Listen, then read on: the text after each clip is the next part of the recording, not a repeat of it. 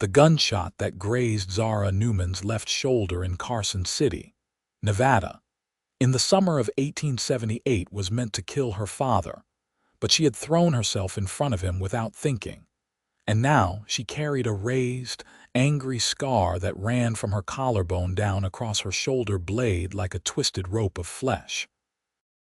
She hid it carefully beneath high-necked dresses and shawls, even in the brutal heat of the Nevada desert, because the one time she had let it show at a church social, the whispers had started immediately and hadn't stopped for weeks.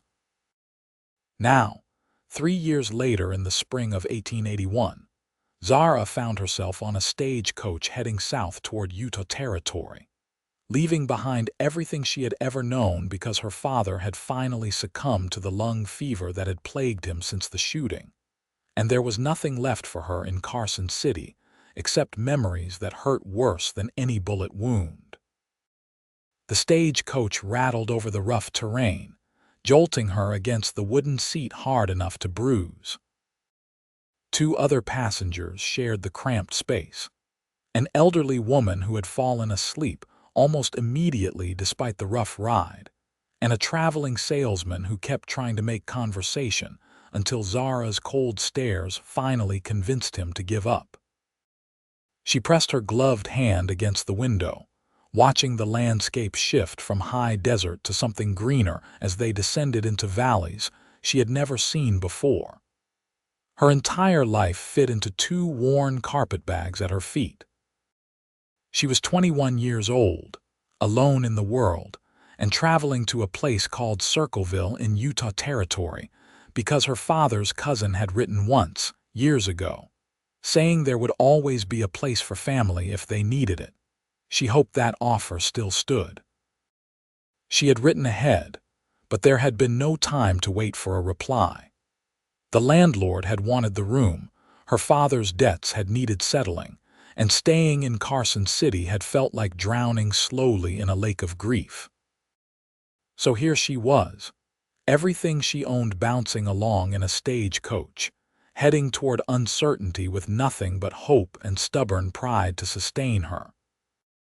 The town of Circleville appeared as the sun began its descent toward the western horizon, painting the sky in shades of orange and pink that reminded Zara of the inside of a seashell she had once found as a child. The town was smaller than she had imagined, a collection of wooden buildings clustered along a single main street with the vast Utah landscape spreading out in all directions. Mountains rose in the distance, their peaks still capped with snow despite the warming spring weather. The stagecoach pulled to a stop in front of a building with a sign that read General Store and Post Office, and Zara gathered her bags, stepping down onto the dusty street with legs that trembled from hours of sitting. Nobody was waiting for her.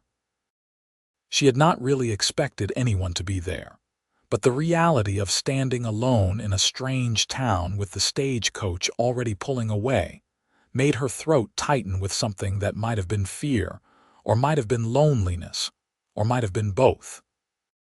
She straightened her shoulders, adjusted her shawl to make sure it covered her properly, and walked into the general store. The man behind the counter was in his 50s, with silver threading through his dark hair and kind eyes that crinkled at the corners when he smiled. "Help you, miss?" "I'm looking for Thomas and Margaret Newman," Zara said, her voice steady despite the nervousness fluttering in her stomach. "They're family. I wrote that I was coming." The man's expression shifted, and Zara felt her heart sink even before he spoke. "I'm real sorry, miss, but Thomas passed last winter. Pneumonia. Margaret moved to live with her daughter in Salt Lake City about 2 months back. The farm's been sitting empty since." The world seemed to tilt sideways for a moment, and Zara gripped the edge of the counter to steady herself. She had come all this way, left everything behind, and now there was nothing here either. The irony would have been funny if it were not so devastating. "I see," she managed to say. "Thank you for telling me. You got anywhere to stay?" the man asked, concern clear in his voice. There's a boarding house just down the street. Mrs. Patterson runs it, and she's got rooms available." Zara calculated quickly in her head. She had a little money, enough for maybe 2 weeks of room and board if she was careful. After that, she would need to find work. "Thank you," she said again, and the man gave her directions. The boarding house was a 2-story building painted white, with a front porch that wrapped around one side. A woman answered Zara's knock almost immediately, as if she had been waiting just inside. She was round and cheerful, with gray hair pinned up in a neat bun and flour dusting her apron.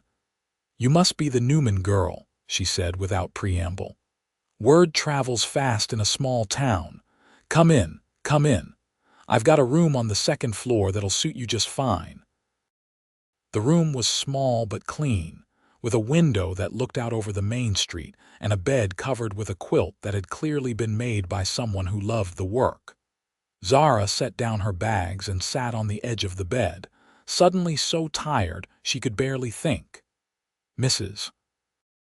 Patterson hovered in the doorway, her expression sympathetic. "Supper's at 6, she said gently. "You're welcome to join us, or I can bring a plate up if you'd rather rest." "I'll come down," Zara said, because the thought of sitting alone in this small room with only her grief for company was unbearable. "Thank you, Mrs. Patterson. Call me Helen, dear. Everyone does." Supper was a simple meal of roast chicken and vegetables, served family style at a long table with 5 other boarders, 3 men who worked at the local mill, an older woman who taught at the schoolhouse, and a young couple who were saving money to buy their own homestead. They were all curious about Zara in the polite way of small-town people, asking questions that seemed casual but were clearly designed to figure out who she was and what she was doing there. Zara answered carefully, giving just enough information to satisfy without revealing anything too personal. She was getting good at that, at keeping people at arm's length, at protecting the parts of herself that hurt too much to expose. After supper, she helped Helen clear the dishes despite the woman's protests, needing something to do with her hands. Through the kitchen window, she could see the sun fully set now, stars beginning to appear in the darkening sky. "I'll need to find work," she said as she dried a plate. "Is there anything available in town?" Helen pursed her lips thoughtfully. "The schoolhouse could use help, with summer coming and needing repairs. The general store sometimes needs extra hands, and there's always washing and mending, though that doesn't pay much. What kind of work did you do before?" "I helped my father with his bookkeeping," Zara said. "And I can sew fairly well. Read and write and do figures." "Well, that's more than most. I'll ask around for you, dear. Something will turn up." That night, Zara lay in the unfamiliar bed and stared at the ceiling, listening to the sounds of a strange town settling in for the night. Somewhere a dog barked. A horse whinnied. Voices drifted up from the street, men laughing about something. She thought about her father, about the way he had looked at her in those last days, his eyes clouded with fever but still so full of love. He had made her promise not to grieve too long, to find a way to be happy again.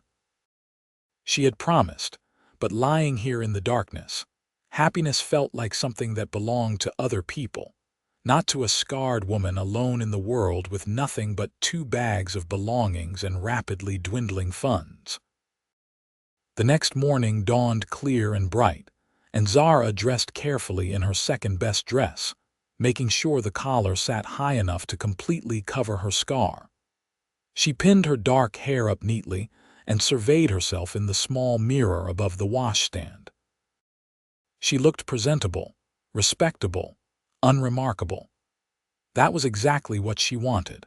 To blend in, to be overlooked, to just exist quietly without drawing attention or questions. Helen had breakfast ready when Zara came downstairs. Eggs and bacon and fresh bread that was still warm from the oven. "I've been thinking," Helen said as she poured coffee. The Circle O Ranch is about 5 miles out of town. Big operation, runs cattle all through the valley. The owner is always looking for help, especially someone who can do books. His last bookkeeper ran off to California last month, and I hear he's been struggling to keep things organized. Zara's interest quickened. Bookkeeping was something she knew how to do, something she was good at. Do you think he would hire a woman? Nathan O'Brien isn't like most ranchers, Helen said with a small smile. He cares more about whether someone can do the job than what they look like doing it. I could send word out to the ranch that you're interested if you like. Please, Zara said, feeling something like hope stir in her chest for the first time since arriving in Circleville. I would appreciate that very much. The message was sent that morning, carried by one of the mill workers who was heading out that direction anyway. Zara spent the day helping Helen around the boarding house, needing something to occupy her hands and her mind while she waited. She washed windows until they gleamed, helped prepare the midday meal, and mended a tear in one of the curtains. Helen watched her with approving eyes but also with concern, as if she could see the way Zara was using work to avoid thinking, to avoid feeling. The reply came late in the afternoon, delivered by a young man on horseback who tipped his hat to Zara and said, "Mr. O'Brien says to come out tomorrow morning if you're still interested. He'll give you a try and see how it works out." Zara's heart jumped. "Tell him I'll be there, and thank you." The young man grinned. "Fair warning, miss. The boss can be a bit rough around the edges, but he's fair. Work hard and he'll treat you right." That night, Zara laid out her best dress, the dark blue one with the high collar and long sleeves that buttoned at the wrist. She polished her boots until they shone and practiced what she would say when she met Nathan O'Brien. She needed this job desperately, and she could not afford to make a bad impression. Helen arranged for one of the mill workers to give Zara a ride out to the Circle O Ranch in his wagon the next morning. The journey took nearly an hour, the road winding through grassland dotted with cattle and bordered by wooden fences that stretched seemingly forever. The ranch itself was impressive. A large main house built of wood and stone, a massive barn, several smaller outbuildings and corrals where horses moved restlessly in the morning sun. Men were already at work, moving with the easy efficiency of people who knew their jobs well. Zara climbed down from the wagon with her stomach full of butterflies, smoothing her skirt and checking once more that her collar was properly in place. The mill worker pointed her toward the main house. "Just knock on the door. Boss is expecting you." The door opened before she could knock, and Zara found herself face to face with the tallest man she had ever seen. He had to be at least 6 feet and a few inches, with broad shoulders and a lean, muscular build that spoke of years of hard physical labor. His hair was dark brown, almost black, and long enough to brush his collar. His eyes were a startling shade of blue-green, like the ocean in a painting she had once seen. His face was tanned and weathered, with lines around his eyes that suggested he spent most of his time outdoors. He wore simple working clothes, dark pants, a blue shirt with the sleeves rolled up to reveal strong forearms, and boots that had seen plenty of use. He was, Zara realized with a start, probably only a few years older than she was, maybe 25 or 26. "Miss Newman." His voice was deep and rough but not unkind. "Yes, Mr. O'Brien, Nathan." He stepped back, gesturing for her to come inside. "No point in formalities out here. Come on in and let's talk." The interior of the house was surprisingly neat for a bachelor's home, with sturdy furniture and floors that were clean if not polished. He led her to a room that was clearly used as an office, with a large desk covered in papers, ledgers stacked haphazardly on shelves, and filing boxes overflowing with receipts and correspondence. Nathan gestured at the chaos with a rueful expression. "This is the problem," he said bluntly. "I can run cattle, manage men, handle every aspect of ranching except this. Numbers and paperwork make my head hurt. My last bookkeeper kept everything organized, and since he left, it's all gone to hell. I need someone who can make sense of this mess and keep it from getting worse." "Mrs. Patterson says you've got experience." "I kept books for my father's business for 6 years, Zara said, looking at the papers with a critical eye. "It was a mess, but not an impossible one. I can organize this. It will take time, but I can do it." Nathan studied her for a long moment, his blue-green eyes thoughtful. "Can you start today?" Relief flooded through her, so intense it made her dizzy. "Yes, absolutely." "Good. I'll pay you $20 a month plus meals while you're here working. That fair?" It was more than fair. It was generous. Zara nodded, not trusting her voice. "All right then." Nathan moved some of the papers off a chair and set it in front of the desk. "This is all yours. Anything you need, you just ask. I'll be in and out working, but someone's always around if you need help with something." And just like that, Zara had a job. She hung her shawl carefully on a hook by the door, making sure it stayed in place and settled into the chair. Nathan lingered for a moment, then seemed to remember something. "There's coffee in the kitchen if you want some, and we break for lunch around noon. Consuela, she's the cook. She'll make sure you get fed."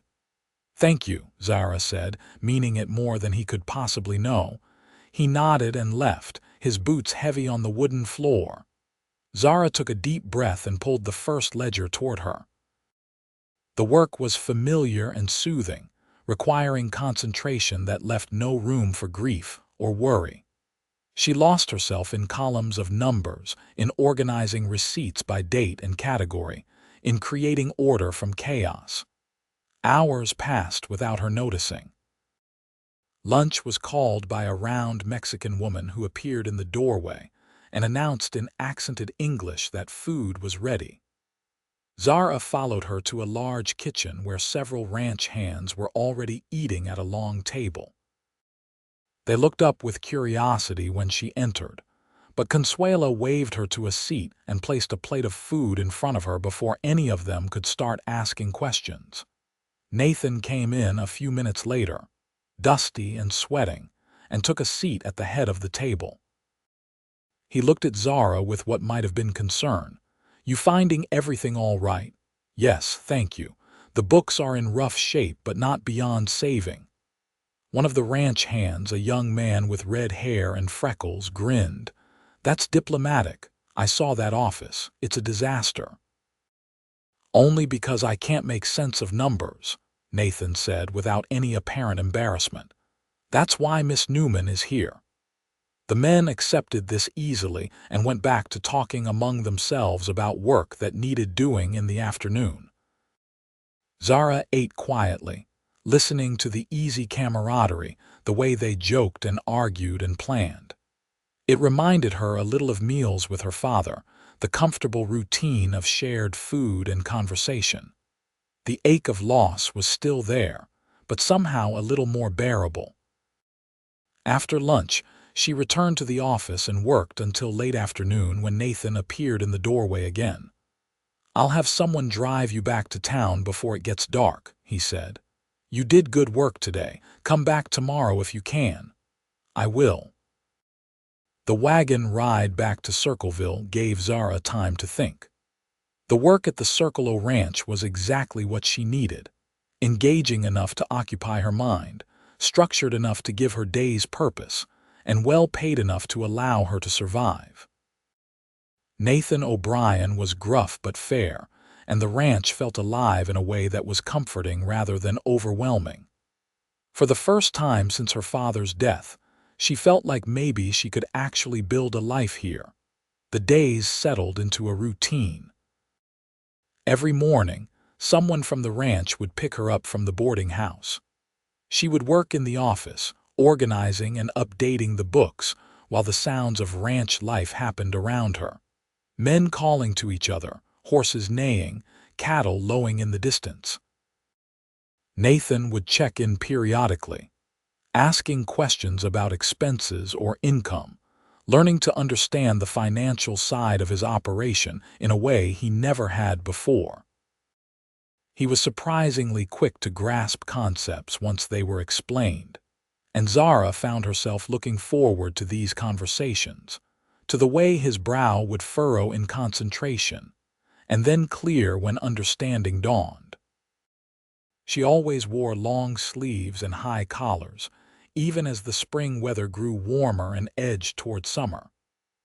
Once, Consuela commented on it, saying she must be roasting in such heavy fabric, but Zara just smiled and said she burned easily in the sun. It was not entirely a lie, though the real reason remained hidden beneath layers of cloth and careful positioning. 3 weeks into her employment, disaster struck in the form of a clumsy accident. Zara was reaching for a ledger on a high shelf when her foot slipped on a loose floorboard. She fell awkwardly, throwing out her arms to catch herself and landing hard on her left side.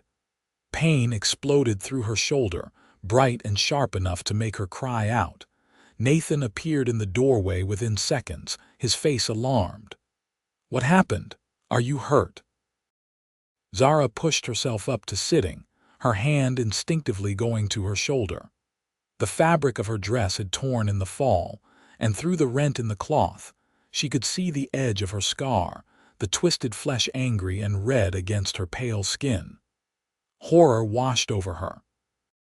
She grabbed for her shawl, trying to cover herself, but Nathan was already kneeling beside her, his hands gentle as he steadied her. "Let me see," he said, his voice calm and professional. "You might have broken something." "No, I'm fine, please, I just need my shawl." She was babbling, panic making her voice high and thin. All she could think about was the scar, about him seeing it, about the disgust and pity that would surely follow. But Nathan was not looking at her face. He was looking at her shoulder, at the scar that was now partially visible through the torn fabric. His expression was not disgusted or pitying. It was simply thoughtful, concerned. "That's an old wound," he said quietly. "How did it happen?" Zara felt tears prick her eyes. She never cried about the scar, had not cried about it in 3 years, but something about his gentle tone, about the way he was not looking away or pretending not to see, broke through her carefully maintained composure. "Gunshot," she managed to say. 3 years ago. It was meant for my father. I got in the way." Nathan's hand was still on her shoulder, steadying but not restraining. "Can you move it? Your arm, I mean. Make sure nothing's broken from the fall." She moved her arm obediently, wincing at the pain but able to confirm that nothing was broken, just bruised and sore. Nathan sat back on his heels, still looking at the scar with that same thoughtful expression. Then he did something Zara never expected. He leaned forward and pressed a gentle kiss to the scarred skin, his lips warm against the twisted flesh. "This makes you even more beautiful," he said, his voice rough with emotion. "It means you loved someone enough to take a bullet for them. That's not something to hide. That's something to be proud of." Zara stared at him, unable to process what had just happened, what he had just said. Beautiful. He thought her scar made her beautiful. Not despite the scar, not overlooking it, but because of it. The tears she had been fighting spilled over, running down her cheeks in hot tracks. Nathan reached up and gently wiped them away with his thumb, his blue-green eyes searching her face. "Did I say something wrong?" "No." Her voice was barely a whisper. "You said something so right that I don't know how to respond." They stayed like that for a long moment, kneeling together on the floor of the office with sunlight streaming through the window and dust motes dancing in the air. Something shifted between them in that moment, something fundamental and profound. Zara had spent 3 years believing her scar made her damaged, undesirable, someone to be pitied or avoided. And here was this man, this rancher with rough hands and kind eyes, telling her it made her beautiful. Finally, Nathan stood and helped her to her feet, his hands careful and steady. "You should probably get that dress mended," he said, his voice back to its normal gruffness, but there was a warmth in his eyes that had not been there before. "And maybe take the rest of the day easy. You hit that floor pretty hard." Zara nodded, still not quite trusting herself to speak without crying again. She gathered her shawl and wrapped it around herself, but somehow the weight of it felt different now, less like armor and more like just a piece of cloth. Nathan walked her out to where one of the ranch hands was getting ready to make a supply run into town. "Make sure Miss Newman gets back to the boarding house safe," Nathan told him, and the young man nodded seriously. During the ride back to Circleville, Zara replayed the scene in the office over and over in her mind. The way Nathan had looked at her scar, not with disgust or pity, but with something like respect. The feel of his lips against the damaged skin, gentle and reverent. The words that had fallen from his mouth like a benediction. "This makes you even more beautiful." She had been so certain that her scar marked her as ruined, as someone who could never be fully loved or desired. Every time someone had stared or whispered, it had confirmed that belief. But Nathan had looked at the worst part of her, the part she hid so carefully, and seen beauty. Seen courage, seen something worth kissing. Helen noticed immediately that something had changed when Zara walked into the boarding house. "Are you all right, dear? You look like you've had a shock." "I fell," Zara said, which was true enough. "Tore my dress. I'm fine, just shaken up." That night, she sat by the window in her room and carefully mended the tear in her dress, her needle moving in and out of the fabric with practiced precision. But her mind was not on the sewing. She kept thinking about Nathan, about the way he had knelt beside her without hesitation, about the warmth in his eyes. She had never let herself think about love or romance, had convinced herself that such things were not for scarred women with nothing to offer. But now, she found herself wondering what it would be like to be loved by someone like Nathan O'Brien, someone who saw strength where others saw only damage. She returned to the ranch the next day with her dress neatly mended and her heart beating faster than usual. Nathan was in the barn when she arrived, and he looked up when she entered, his expression soft in a way she had never seen before. "How's the shoulder?" he asked, walking over to her. "Sore, but fine. Thank you for asking," he nodded, then seemed to struggle with something. Finally, he said, "About yesterday, what I said, what I did.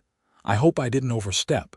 It's just that you looked so scared, and I needed you to know that there's nothing wrong with you, nothing shameful about that scar." Zara felt warmth spread through her chest. "You didn't overstep. You said exactly what I needed to hear, even though I didn't know I needed to hear it." Relief crossed his face. "Good, that's good." He paused, then added, "Would you maybe want to stay for supper tonight? Consuela makes the best tamales you've ever tasted, and it seems a shame for you to miss them." It was not just an invitation to supper. They both knew that. It was an invitation to stay longer, to be part of the ranch in a way that went beyond just working there. Zara knew she should be careful, should protect her heart, but looking at Nathan's hopeful expression, she found she did not want to be careful. She wanted to be brave. "I would like that," she said. Nathan's smile was like sunrise, breaking across his face and lighting up his eyes. "Good. I'll let Consuela know to set an extra place." The day passed in its usual routine of ledgers and receipts and careful organization, but there was an undercurrent of anticipation that made everything feel different.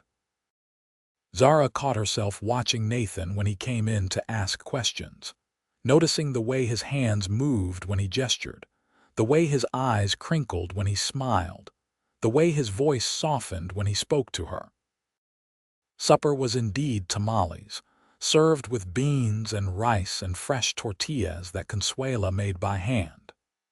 The ranch hands ate with their usual boisterous energy, telling stories and arguing good-naturedly about everything from the best way to train a horse to whether it would rain tomorrow.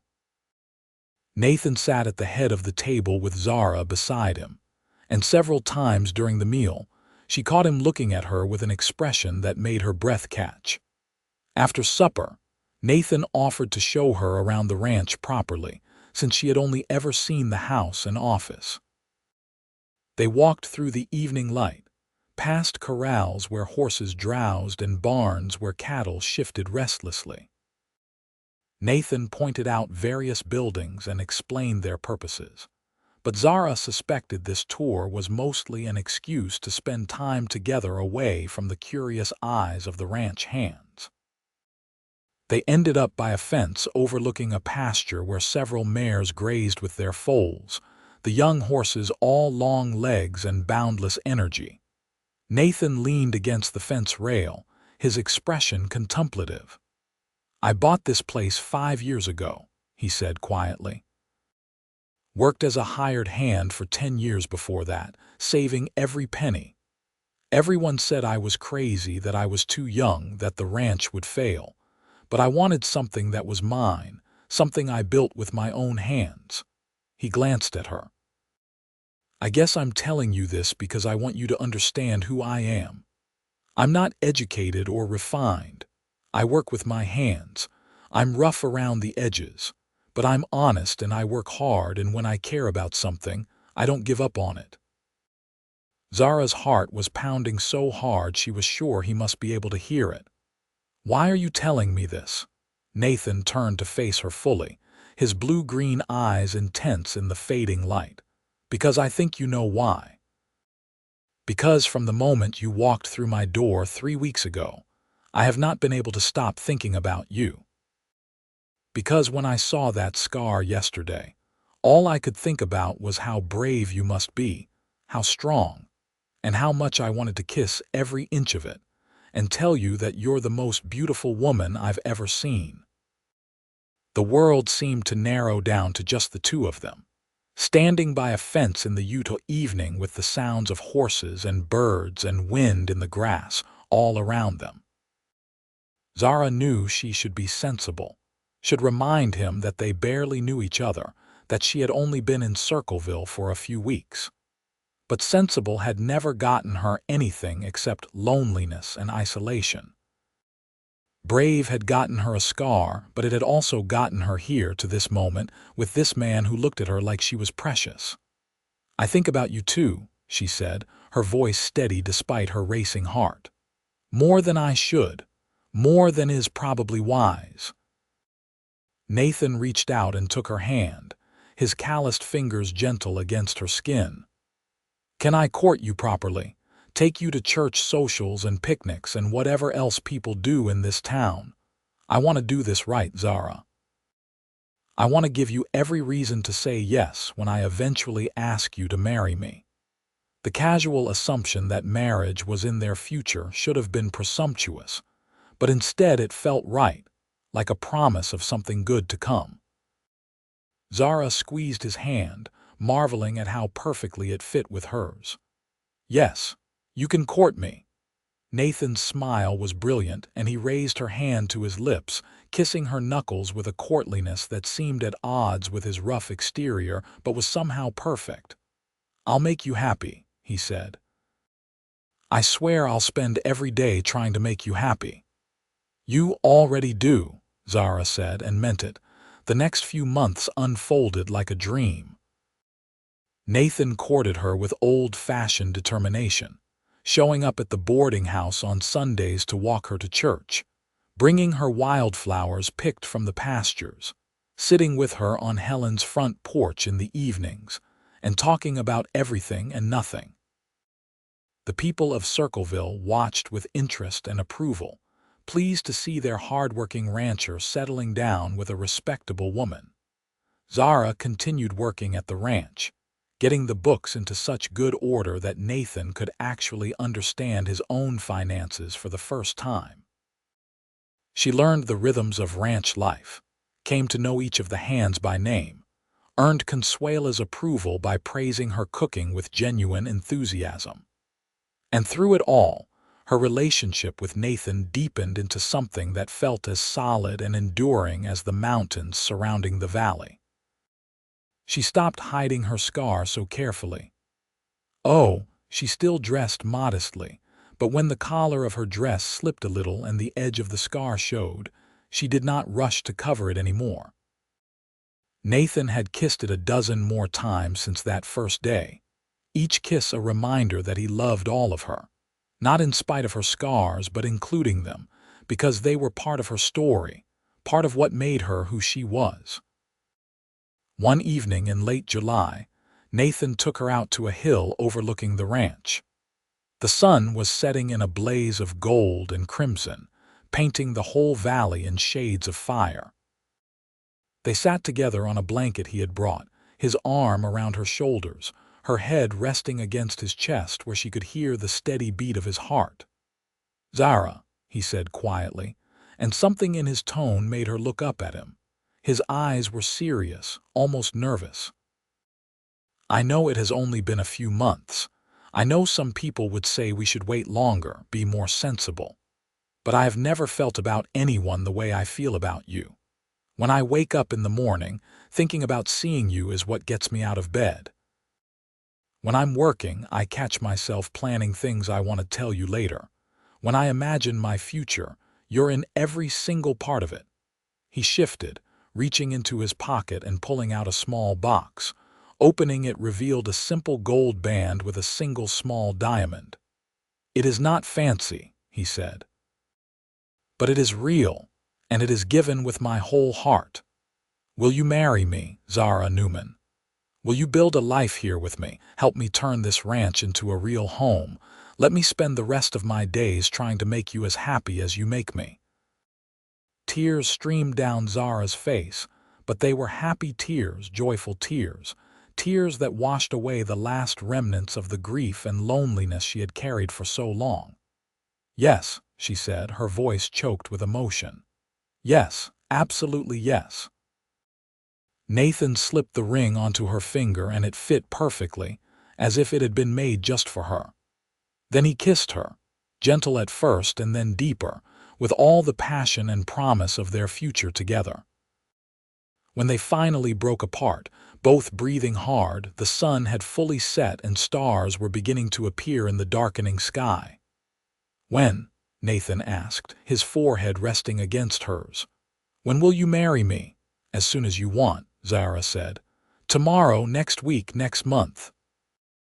I don't need a big wedding or a long engagement, I just need you." "Next month," Nathan decided. "That will give us time to do it properly, invite everyone, make it a real celebration. But not longer than that. I don't think I can wait longer than that." They were married on a Saturday afternoon in late August, in the small church in Circleville, with what seemed like half the territory in attendance. Zara wore a dress that Helen had helped her make, simple white cotton with lace at the collar and sleeves. She did not try to hide her scar. Part of it showed at her neckline, the twisted flesh stark against the white fabric, and she stood proud and unashamed as she walked down the aisle toward Nathan. His face when he saw her was something she would remember for the rest of her life. Awe and love and desire all mixed together, his eyes bright with emotion. When she reached him, he took her hands and whispered, "You're so beautiful," and she believed him completely. The ceremony was simple and heartfelt, their vows spoken with conviction, and sealed with a kiss that made several of the older ladies fan themselves and smile. The celebration afterward was held at the ranch, with tables set up in the yard and food enough to feed an army. People danced to fiddle music, children ran wild with excitement, and toasts were drunk to the bride and groom until Nathan finally swept Zara up in his arms and carried her into the house, shutting the door on the laughing crowd. "Alone at last," he murmured against her hair, and Zara laughed, giddy with happiness. Their wedding night was everything it should have been. Tender and passionate, awkward and perfect, full of discovery and delight. Nathan worshipped every inch of her with his hands and mouth, paying special attention to her scar, kissing it over and over until she was breathless and trembling. "Beautiful," he kept saying. "So beautiful and all mine." "All yours," she agreed, and gave herself to him completely, holding nothing back. The next morning they woke tangled together in sheets, sunlight streaming through the window. Nathan propped himself up on one elbow and looked down at her with such love that it took her breath away. "Good morning, Mrs. O'Brien." Zara tested the name in her mind and found it fit perfectly. "Good morning, husband."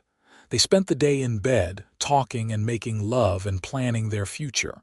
Nathan wanted children, lots of them, a house full of noise and laughter. Zara wanted that too, wanted to fill the rooms of this ranch house with family, to build something lasting and good. They talked about expanding the ranch, about maybe buying the property to the north when it came up for sale, about building a legacy they could pass down to their children and grandchildren. The months passed in a blur of happiness. Zara settled into her role as Nathan's wife and partner, managing the books and the household with equal skill. She formed a deep friendship with Consuela, learning to make tortillas and tamales and mole sauce. She became friends with Helen and other women in town, no longer the mysterious stranger but one of them, accepted and valued. And every night she fell asleep in Nathan's arms, secure in the knowledge that she was loved exactly as she was. The following spring, Zara discovered she was pregnant. Nathan's reaction when she told him was pure joy, picking her up and spinning her around until she was dizzy and laughing. He became instantly protective, trying to make her rest more, do less physical work, take better care of herself. Zara tolerated his fussing with patient amusement, knowing it came from love. The pregnancy progressed normally, and in December of 1882, Zara gave birth to a healthy baby boy. They named him Thomas, after her father's cousin who had inadvertently brought her to Circleville. Nathan held his son with tears running down his face, looking at Zara like she had given him the entire world. "Thank you," he said, his voice thick with emotion. "Thank you for this, for him, for everything." Thomas was followed by a daughter 2 years later whom they named Margaret. Then another son, Samuel, and finally a second daughter, Rose. The house that had once been a quiet bachelor's residence became filled with the noise and chaos of children growing up. Laughter and arguments, toys scattered everywhere, footsteps pounding up and down the stairs. It was everything Zara had dreamed of and more. The children grew up knowing the story of their mother's scar, told to them as a tale of bravery and love rather than tragedy. They would trace the twisted flesh with small fingers and ask questions, and Zara would tell them about their grandfather, about the moment she had thrown herself in front of him without thinking, about how sometimes love requires sacrifice. And Nathan would add that the scar made their mother even more beautiful, that it showed her courage and her heart, and the children would nod seriously and accept this as truth. The ranch prospered under Nathan and Zara's joint management. They bought the northern property when it became available, expanding their range and increasing their herd. Nathan proved to have a gift for breeding quality cattle, and the Circle O brand became known throughout Utah Territory for producing the best stock. Zara's organizational skills meant they never lost money to poor planning or missed opportunities. Together, they built something remarkable. The years passed, each one marked by its own joys and challenges. There were hard winters when they lost cattle to the cold, droughts that tested their resources, the usual struggles of ranch life. But there were also moments of perfect happiness. Picnics by the stream that ran through their property, Christmas mornings with children tearing into presents, Quiet evenings on the porch after the children were in bed. Just the two of them watching the sun set over the valley they called home.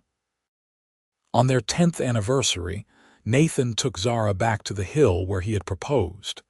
The children were staying with Helen in town, giving them a rare night alone together. They sat on the same blanket, watching the sun paint the sky in shades of gold and crimson, just like that first time. "Do you ever regret it?" Nathan asked quietly. "Coming here, marrying me, building this life?" Zara looked at him in surprise. "Regret it? Nathan, marrying you was the best decision I ever made. This life we've built together, our children, this ranch, all of it is more than I ever dreamed I could have. Why would you even ask?" He shrugged, looking almost embarrassed. "Sometimes I think about how you ended up here, how you lost everything and had to start over in a strange place. I wonder if maybe you would have been happier somewhere else, doing something different." Zara took his face in her hands, making him look at her. "I lost my father, yes, and that still hurts. I always will miss him. But I didn't lose everything. I found you. I found a home, a family, a purpose. That gunshot that gave me this scar." She touched her shoulder, where the raised flesh was visible above the neckline of her dress. "It set me on a path that led me here to you, to this life. I wouldn't change a single thing." Nathan kissed her then, deep and passionate, and they made love there on the hillside under the emerging stars, reaffirming their commitment to each other and to the life they had built together. The children grew. Thomas became a serious young man who loved the ranch as much as his father did, learning everything Nathan could teach him about cattle and horses and managing land. Margaret had her mother's head for figures and her father's way with animals, a combination that made her invaluable as the ranch continued to expand. Samuel was the dreamer, always reading books and talking about seeing the world, though he loved his family too much to ever stray far for long. And Rose was pure sunshine, cheerful and energetic, bringing laughter wherever she went. Zara watched them grow with pride and joy, marveling at how these four young people had come from her and Nathan, how they carried pieces of both their parents in them. She thought often of her own father, wishing he could have known his grandchildren, but finding comfort in the fact that she had honored his memory by building a good life, by finding happiness again like she had promised him she would. In 1895, Thomas married a young woman from Salt Lake City and brought her home to the ranch. Nathan had already begun building a second house on the property, knowing that his son would want to start his own family but hoping to keep him close. Watching her son settle into married life, Zara saw the same devotion in his eyes that Nathan had always shown her, and she knew they had raised him right. Margaret surprised everyone by announcing she wanted to go to college, a rare thing for a woman in the 1890s. Nathan and Zara supported her completely, scraping together the funds to send her to a women's college in the East. She came back 4 years later with a degree in accounting and immediately set about modernizing the ranch's financial systems, bringing practices and efficiencies that increased their profits significantly. Samuel did eventually leave to travel, but he always came back, bringing stories of San Francisco and Denver, and even once making it as far as Chicago. He never married, seemingly content with his wandering life, but he was always welcome at the ranch and visited several times a year. Rose married a rancher from the next valley over, and though Zara missed having her daughter close by, she took comfort in knowing Rose was happy and well-loved, building her own version of the life her parents had modeled for her. By the turn of the century, Nathan and Zara were in their early 40s, their hair showing threads of silver, their faces marked by years of sun and wind and laughter. The ranch was now one of the most successful in all of Utah, employing dozens of hands and running thousands of head of cattle.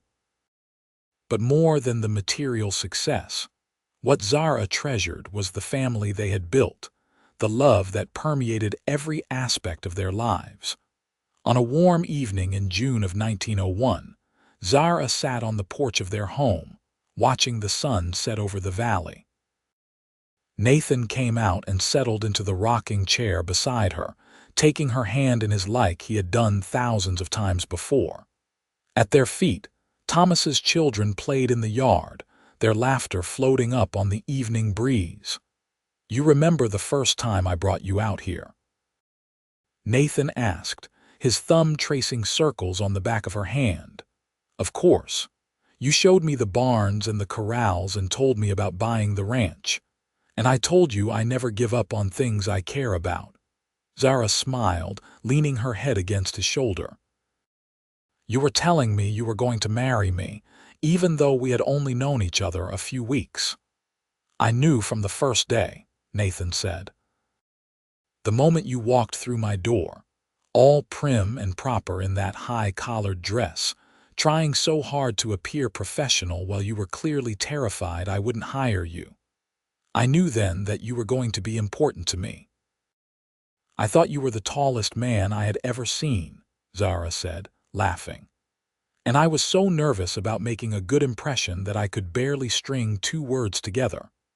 They sat in comfortable silence for a while, watching the children play and the sun slowly disappear behind the mountains.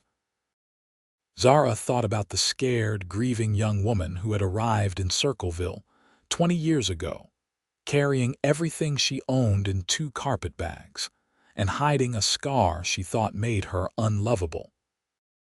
She thought about how far she had come, how much she had built, how thoroughly loved she had been and continued to be. "Thank you," she said quietly. Nathan looked at her questioningly. "For what?" "For seeing me.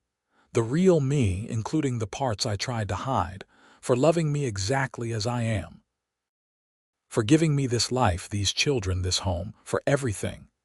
Nathan lifted their joined hands and kissed her knuckles, his eyes soft with love. "Zara, you gave me all of that. Before you, this was just a ranch, just land and cattle and work. You made it a home. You filled it with love and laughter and family. You took a rough cowboy who was good with animals but terrible with people and taught him how to be a husband and a father. If anyone should be saying thank you, it's me." One of the grandchildren, a little boy of about 3, came running up to the porch, his face flushed with excitement. "Grandpa, Grandpa, come see. We found a frog by the water trough." Nathan stood with a groan, his joints not quite as flexible as they used to be. "A frog, you say? Well, that's important business. Lead the way." He followed the child off the porch, his large hand swallowing the small one, and Zara watched them go with a heart so full of love it almost hurt. This was what happiness looked like, she thought. Not a single perfect moment, but a collection of ordinary days filled with extraordinary love. Not a life without scars, but a life where scars were acknowledged and honored and kissed and called beautiful. She touched her shoulder absently, feeling the raised tissue through her dress. The scar that had once been her greatest shame, the thing she had hidden so carefully for so long, had become instead a symbol of her courage, her capacity for love, her willingness to sacrifice for the people she cared about. Nathan had seen that from the beginning, had recognized the strength it represented, and had loved her for it. In the years that followed, Zara and Nathan continued to work the ranch together, though they gradually turned over more responsibility to Thomas and his growing family. They became the beloved grandparents, always ready with a story or a hug or a piece of advice. The ranch continued to prosper, expanding to include not just cattle but also horses, which Margaret had decided would be a profitable addition. Samuel finally settled down at the age of 38, marrying a widow from Circleville, and building a house in town where he opened a bookstore, the first in the area. He still traveled occasionally, but always came home to his wife and to family dinners at the ranch every Sunday. Rose gave Zara and Nathan 6 grandchildren, all of them wild and energetic like their mother. Her husband was a good man who treated her with respect and affection, and watching them together reminded Zara of her own marriage, the partnership and love that formed the foundation of everything else. As Zara moved into her 50s and then her 60s, her hair turning fully silver and her face lined with age, Nathan never stopped telling her she was beautiful. He still kissed her scar regularly, still treated it with the same reverence he had shown that first day in the office when she had fallen, and the scar had been revealed. It became a private ritual between them, a reaffirmation of his love and acceptance, a reminder that she was cherished exactly as she was. On their 30th anniversary, Nathan commissioned a photograph to be taken of the two of them. Zara wore a dress with a lower neckline than she usually favored, deliberately choosing to let her scar show. In the photograph, Nathan stood behind her with his hands on her shoulders, one hand resting directly on the scarred flesh, and both of them were smiling at the camera with the quiet confidence of people who knew exactly who they were and what they meant to each other. The grandchildren asked about the scar, just as their parents had before them, and Zara told them the story. But now it was not a story of tragedy. It was a story about love and sacrifice, about how sometimes the things we think make us broken are actually what make us strong, about how the right person will see beauty in our scars rather than shame. By the time Zara was 70, the Circle O Ranch sprawled across thousands of acres and supported not just their immediate family, but dozens of employees and their families as well. It was a legacy built on hard work and good decisions. Yes, but more than that, it was built on love. The love between Zara and Nathan had created something that would outlast them, that would provide for generations to come. Nathan was 74 when he had a stroke while out riding fence lines with Thomas. He survived, but he was never quite the same afterward, his left side weak and his speech sometimes slurred. Zara nursed him with patient devotion, helping him relearn how to walk, sitting with him for hours while he struggled to form words, never once showing frustration or impatience. "You've taken care of me for 40 years, she told him when he tried to apologize for being a burden. "It's only fair I get to return the favor." He recovered partially, enough to get around with a cane and to communicate clearly most of the time, but he was no longer able to do the physical work he had once done. Thomas ran the ranch now with Margaret's help, and Nathan settled into a sort of semi-retirement, sitting on the porch and watching the operation he had built continue without him. Zara thought he might be bitter about it, might rage against the limitations of his aging body, but instead he seemed peaceful. "I built something good," he told her one evening as they sat together watching the sun set, as they had done countless times over the decades. "I raised good children. I loved you with everything I had. What else could a man want from life?" "More time," Zara said quietly, because she could see the way he was slowing down, the way he tired more easily, the way his color was not quite right. "I want more time with you." "We've had 40 years, Nathan said, taking her hand. "That's more than most people get, and every single day of it has been a gift." 2 years later, on a cold February night in 1923, Nathan died peacefully in his sleep with Zara beside him. She woke to find him still and silent, his face relaxed in a way it had not been in months, and she knew immediately that he was gone. The grief was overwhelming, a tsunami of loss that threatened to pull her under, but beneath it was also a deep gratitude for the life they had shared, the love they had built, the family they had created together. The funeral was enormous, attended by what seemed like half of Utah. People came from neighboring territories and states, people whose lives had been touched by Nathan's fairness and kindness over the years. Story after story was told about his generosity, his integrity, his devotion to his family. Through it all, Zara sat with her children and grandchildren around her, dry-eyed and composed, carrying her grief with the same quiet strength she had carried everything else in her life.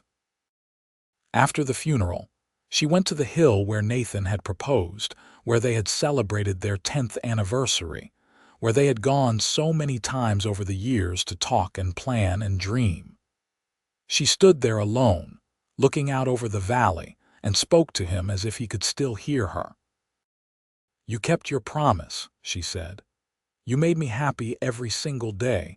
You loved me so well that I never doubted it for a moment. You saw beauty where I saw only shame, and you taught me to see myself through your eyes. Thank you for that. Thank you for all of it." A breeze whispered through the grass, and Zara chose to believe it was his answer, his final goodbye. She lived for another 12 years, staying in the ranch house that held so many memories. Thomas and his family took care of her, making sure she never wanted for anything. But Zara remained independent and sharp-minded until the very end. She taught her great-grandchildren to read, passed down recipes and stories and wisdom accumulated over 7 decades of living. She told them about their great-grandfather, about the love story that had created the foundation of their family, about how sometimes the worst things that happen to us can lead us to the best things. In the spring of 1935, at the age of 75, Zara fell ill with pneumonia. The whole family gathered, filling the house with love and concern. She smiled at them from her bed, at the faces of her children and grandchildren and great-grandchildren, at the legacy she and Nathan had created together. On her last night, Margaret sat with her, holding her hand just as Zara had once held Nathan's. "Are you scared, Mama?" Margaret asked softly. Zara smiled. "No, darling. I'm going to see your father again. How could I be scared about that?" She died just before dawn, peacefully and without pain, surrounded by love. They buried her next to Nathan on the hill overlooking the valley, their headstones side by side just as they had spent their lives side by side. And on Zara's headstone, at Thomas's insistence, they carved not just her name and dates but also a line. She was brave, she was loved, and she was beautiful, scars and all. The Circle O Ranch continued for generations after that, passed down through the family, always with a Newman and an O'Brien involved in its management. The story of Zara and Nathan became family legend, told and retold to each new generation, a reminder that love sees past surface appearances to the true worth of a person, that scars can be badges of courage rather than marks of shame, that sometimes the hardest journeys lead us exactly where we need to be. And on quiet evenings, when the sun set over the Utah Valley in shades of gold and crimson, the people who lived on that ranch swore they could sometimes see 2 figures standing on the hill, holding hands and watching the land they had built together, eternal guardians of the legacy they had created through love and courage, and an unwavering belief in each other's worth. The specific moment Nathan had first kissed Zara's scar remained one of the most cherished memories in family history, told with reverence and emotion. It represented everything the family stood for: acceptance, seeing beyond the surface, recognizing strength and beauty in unexpected places. The photographs that hung in the ranch house main room included that anniversary portrait where Zara's scar was clearly visible, and Nathan's hand rested lovingly on it, a visual reminder of the foundation upon which everything else had been built. Young women in the family who struggled with their own insecurities, their own scars, whether physical or emotional, were taken to see that photograph and told the story of how a cowboy had looked at something meant to be hidden and declared it beautiful. It became a touchstone, a reminder that the right person would love all of you, including and especially the parts you thought made you unlovable. The town of Circleville thrived over the decades, growing from a small settlement into a proper town, and the Circle O Ranch was always at the heart of it, providing employment and stability and leadership. The Newman and O'Brien families became pillars of the community, known for their integrity and generosity, carrying forward the values Zara and Nathan had established.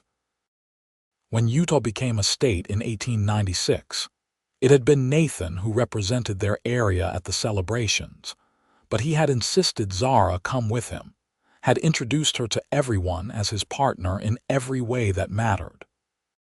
She had worn a dress that showed her scar, and when people asked about it, she told them the truth. By then, she had learned that her scar was nothing to hide, that it was part of her story, and that her story was worth telling. The love between Zara and Nathan had been the kind that inspires poetry and songs, but it had also been deeply practical and grounded in everyday life. It was in the way Nathan had always made sure there was wood chopped for the stove before winter hit, knowing Zara hated to be cold. It was in the way Zara had learned to make coffee exactly the way he liked it, and always had a cup ready when he came in from morning chores. It was in 1,000 small kindnesses and considerations, in choosing each other every single day for more than 4 decades. Their children inherited that understanding of what real love looked like. Not the dramatic gestures of romance novels, though there had been plenty of romance in Zara and Nathan's relationship, but the steady, reliable devotion that showed up day after day, year after year, through good times and bad. They modeled that for their own children, who modeled it for theirs, creating a family culture built on mutual respect and genuine affection. The ranch itself became almost a character in the family story, this piece of land that had brought Zara and Nathan together and given them a place to build their dreams. Every building, every fence line, every pasture held memories. The office where Zara had fallen and Nathan had first seen her scar was preserved long after it was no longer needed for business, kept as a sort of shrine to that pivotal moment. The hill where Nathan had proposed became a favorite spot for family gatherings, and for subsequent proposals as the grandchildren and great-grandchildren fell in love and started families of their own. In the end, the story of Zara Newman and Nathan O'Brien was not just about 2 people who fell in love. It was about how love can heal wounds, both physical and emotional, how the right partner can help you see yourself in a new light, how courage and vulnerability and acceptance can build something that lasts long after we're gone. It was about taking the broken pieces of a life and using them to create something whole and beautiful and enduring. And somewhere, if you believed in such things, Zara and Nathan were together still, young and whole and deeply in love, watching over the legacy they had created and smiling at how well it had all turned out. The scar that had once made Zara hide herself away had become instead the mark that led her to her greatest happiness. Proof that sometimes our wounds are actually the doorways to our healing, and that beauty is always, always in the eye of the beholder.